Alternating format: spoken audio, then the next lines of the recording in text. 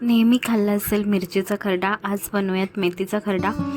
नमस्कार, हे तर स्वीट किचनमध्ये तुम्हा सगळ्यांचं अगदी मनापासून स्वागत। आज आपण नवीन रेसिपी पाहतोय, ती म्हणजे मेथीचा खरडा। आपण मिरचीचा खरडा तर नेहमीच बनवतो, परंतु अशा भाज्यांचा देखील खरडा बनवता येतो आणि यामध्ये खूप साऱ्या टिप्स सांगितलेल्या आहेत। तुम्हाला नवीन काहीतरी शिकायला भेटेल आणि नवीन एक्सपिरियन्स भेटेल एक नवीन रेसिपीचा। तर वेळ न घालवता आपण व्हिडिओ स्टार्ट करूया। त्या अगोदर तुम्ही चॅनलवरती नवीन असाल, फर्स्ट टाइम व्हिडिओ पाहत असाल तर चॅनलला सबस्क्राईब करा, व्हिडिओला लाईक करा आणि कमेंट करून कळवा की व्हिडिओ तुम्हाला कसा वाटला। पटकन आपण रेसिपी स्टार्ट करूयात। तर सगळ्यात पहिलं आपण साहित्य बघूयात काय काय घेतलेलं आहे। लसूण घेतलेला आहे, हिरवी मिरची 5 ते 7 घेतलेल्या आहेत, एक मोठा कांदा चिरून घेतलेला आहे, एक टोमॅटो चिरून घेतलेला आहे, चवीनुसार मीठ घेतलेलं आहे।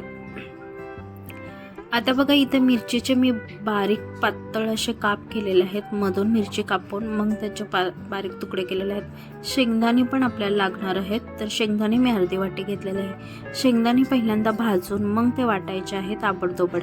आता इथे मी 2 ते 3 लसणच्या पाकळ्या घातलेल्या आहेत। पहिल्यांदा मी भाजी थोडीशी परतवून घेणार आहे, यानी की वाफवून घेणार आहे भाजी थोडी। सगळ्या जिन्नस फोडणीला न घालता पहिल्यांदा भाजी वाफवून घ्यायची आहे।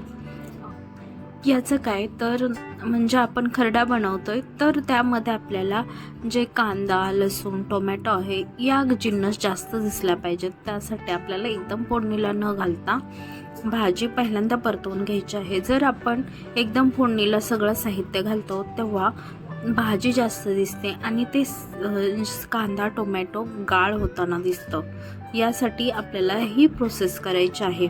तर यामध्ये आपल्याला झाकण टाकून भाजी थोडी शिजवून घ्यायची आहे। तर इथे बघा, भाजी मी थोडीशी शिजवून घेतलेली आहे। भाजीमध्ये जास्त देठ नसावीत, कारण आपण खरडा बनवतोय, तर ते मिरची कांद्यामध्ये ते मिसळून गेले पाहिजे असे। तर त्याच कढईमध्ये 2 ते 3 टेबलस्पून तेल घ्यायचं आहे, लसूण घालायचं आहे। लसूण थोडा भाजत आला की मग मिरची घालायची आहे।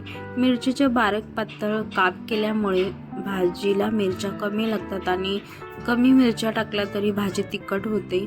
जर तुम्ही तुकडे करून टाकले असे गोल गोल तर भाजी एवढी तिखट लागत नाही, मिरच्या जास्त लागतात आणि भाजी तिखट होते। त्यासाठी असं करायचं आहे। पाहिजे तर तुम्ही मिरची वाटून देखील घालू शकता। तर इथे मी कांद्याचे तुकडे देखील बघा मोठे केलेले आहेत, कांदा देखील भाजून घेतलेला आहे, त्यानंतर टोमॅटो घातलेला आहे, टोमॅटो भाजून घेतलेला आहे। आता 3 ते 4 मिनटं हे भाजून घ्यायचं आहे चांगलं।